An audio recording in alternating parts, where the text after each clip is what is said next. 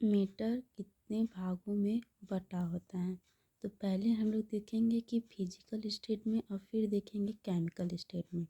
Physical state में solid state, liquid state, gas stage और plasma state. और chemical stage पे प्योर सब्सटेंस, मिक्सर और एलिमेंट कंपाउंड। मिक्सर में homogeneous mixer, heterogeneous mixer. Homogeneous mixer में एक प्रकार के कण होते हैं और ये पूरी तरह से घुल जाते हैं। हेट्रोजीनियस मिक्सर में एक एक से अधिक प्रकार के एक से अधिक प्रकार के मैटर होते हैं जो आपस में नहीं मिल सकते। जैसे कि इसका हो गया रेत और पानी, ये आपस में नहीं मिल पाते हैं। और इसमें हो गया शुगर और वाटर, ये आपस में पूरी तरह से मिल जाते हैं। अब मोल किसे कहते हैं? मोल पदार्थ को मापने की इकाई है। मोल क्या है? एसआई यूनिट है और पदार्थ को मापने की इकाई है। जैसे भार हो गया तो इसको मोल में नापेंगे, आयतन हो गया इसको भी मोल में नाप सकते हैं। और संख्या, कोई भी संख्या हो गया जैसे इलेक्ट्रॉन का, प्रोटॉन का, न्यूट्रॉन का, इसको मोल में हम लोग नाप सकते हैं।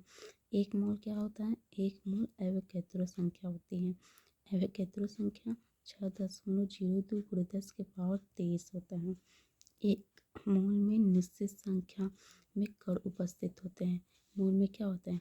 निश्चित संख्या में ये कण उपस्थित होते हैं तथा वह संख्या एवोगैड्रो संख्या कहलाते हैं। 6.02 × 10⁻23।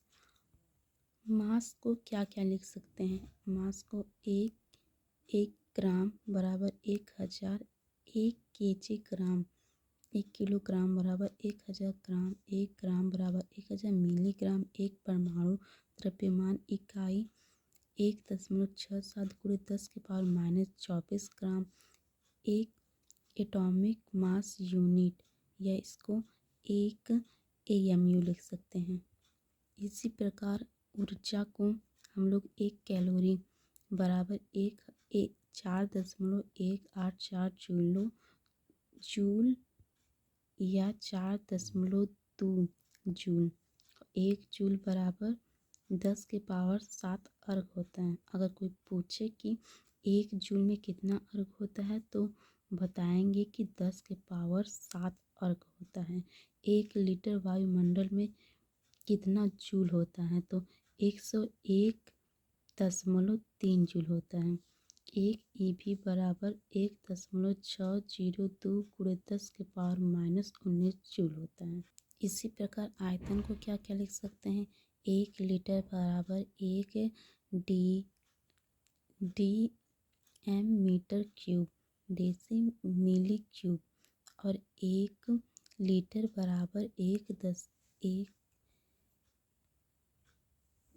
10⁻³ मीटर क्यूब, या 1 लीटर बराबर 10⁻³ सेंटीमीटर क्यूब, या 1 लीटर बराबर 10⁻³ मिलीलीटर, या 10⁻³ मिलीलीटर को 10⁻³ सीसी लिख सकते हैं। या यदि ये आ जाता है तो लोग इसमें कंफ्यूज हो जाते हैं कि ये क्या है। तो इसको हम लोग लिखेंगे 10⁻³ ml, या 1 लीटर लिखेंगे। 1 मिलीलीटर बराबर 1 सेंटीमीटर क्यूब, या 10⁻³ मीटर क्यूब, यह 1 सीसी लिख सकते हैं। सिंपल सा फंडा है कि 1 सीसी जहाँ पे दिया रहेगा तो हम लोग पहचान जाएंगे कि ये 1 मिलीलीटर है। ये जब दिया रहेगा तो हम लोग पहचान जाएंगे कि 1 मिलीलीटर है। एक एटॉमिक मास यूनिट क्या होता है? जिसे हम लोग एक एएमयू बोलते हैं। वो क्या होता है? कार्बन 12 के एक परमाणु के कार्बन 12 का जो एक परमाणु होता है उसके 1/12वें भाग का भार होता है, जिसको जो 1.67 × 10⁻−24 ग्राम होता है। एक एएमयू 1/Na। Na क्या है? एवोगैड्रो संख्या है। एवोगैड्रो संख्या है तो 1 बटा जब एवोगैड्रो संख्या करेंगे 6.02 × 10⁻23।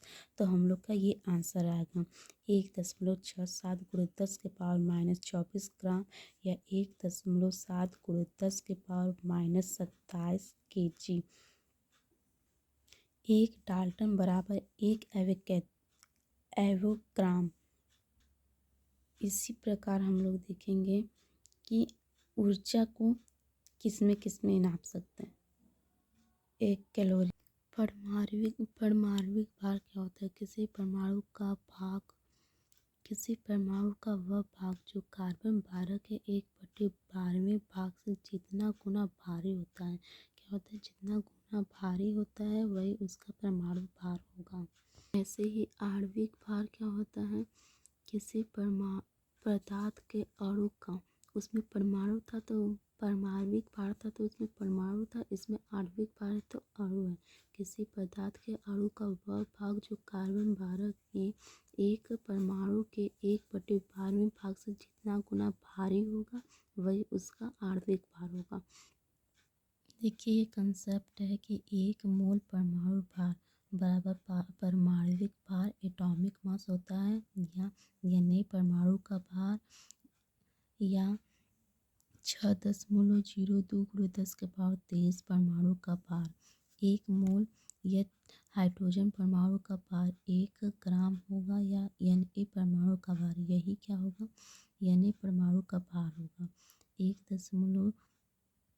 6.02 × 10⁻23 परमाणु का भार। क्या रखना है कि एक मोल ऑक्सीजन में परमाणु का भार, यही इसका परमाणविक भार है। इसका ऑक्सीजन का 16 ग्राम होता है और Na ऑक्सीजन परमाणु का भार 6.023 × 10⁻23 ऑक्सीजन परमाणु का भार होता है। कंसेप्ट 2 में देखिए क्या है कि एक मोल अणु का भार, उसमें क्या था कि परमाणु था, एक मोल परमाणु का भार, इसमें अणु है। एक मोल अणु का भार बराबर आणविक भार होता है। Na अणु का भार होता है 6.02 × 10⁻23 अणु का भार होता है। एक मोल अणु का भार क्या होता है? Na ऑक्सीजन अणु का भार 6.02 × 10⁻23 ऑक्सीजन अणु का भार होता है। इसका आणविक भार कितना होता है? 32 ग्राम। 32 ग्राम कैसे है?